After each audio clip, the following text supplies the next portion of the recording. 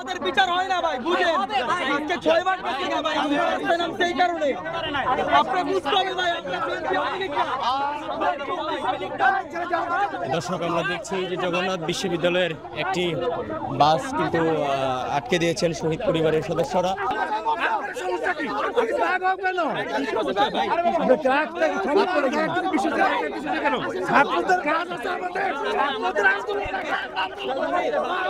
আমরা শহীদ পরিবার, আমরা শহীদ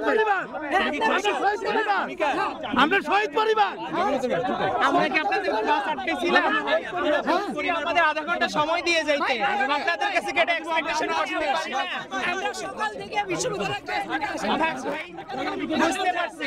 আমি সাথে আছি শুনছেন ভাই, কাম থাকে ভাই, আমরা কি বাধা করি ভাই?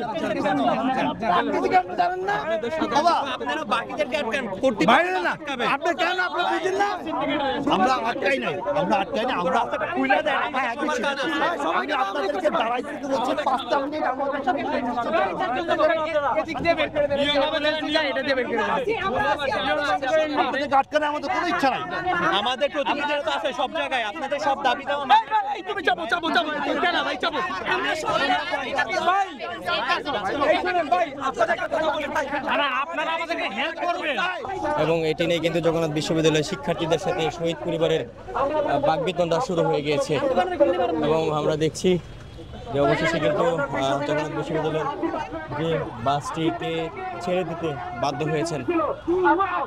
আজকে আপনারা দেখছেন শহীদদের বিচারের জন্য শহীদ ফ্যামিলি রাস্তাতে আসছে, কিন্তু আপনারা কি করছেন? আপনারা তাদেরকে হটিয়ে আপনারা গাড়ি নিয়ে চলে যাচ্ছেন। অথচ আপনাদের ডাকি আমাদের ভাই বোনের রাস্তাতে এসেছিল, আর সেই আপনারা রাস্তাতে চলে গেছে। আপনারা শহীদদের রক্তের সাথে বেমানি করতেছেন, আপনারা শহীদদের রক্তের সাথে বেমানি করতেছেন। এই পথিজে এসে আপনারা শহীদদের রক্তের সাথে বেমানি করতেছেন।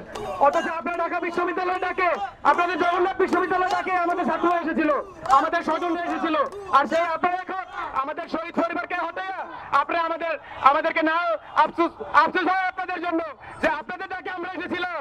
সেই ঢাকা বিশ্ববিদ্যালয়, জগন্নাথ বিশ্ববিদ্যালয়, আপনাদের ডাকে আমরা এখানে এসেছিলাম। আমাদের ভাই বোনেরা শহীদ হয়েছিল এখানে এসে, আর আজকে আপনারা চলে যাচ্ছেন আমাদেরকে ছেড়ে। আপনারা শহীদদের রক্তের সাথে বেমানি করলেন, আপনারা মনে রাখবেন। সবাই ব্লকেট কর্মসূচিতে যান, আপনারা যারা মাঝখানে আছেন সবাই ব্লকেট কর্মসূচিতে যান। আমাদের দাবি আদায় না হওয়া পর্যন্ত আমরা কঠিন কর্মসূচির আহ্বান জানাচ্ছি। আপনারা সবাই ব্লকেট কর্মসূচিতে যান। মাঝখানে যারা আছেন আপনাদেরকে স্পষ্ট বলছি, আপনারা ব্লকেট ছাড়বেন না।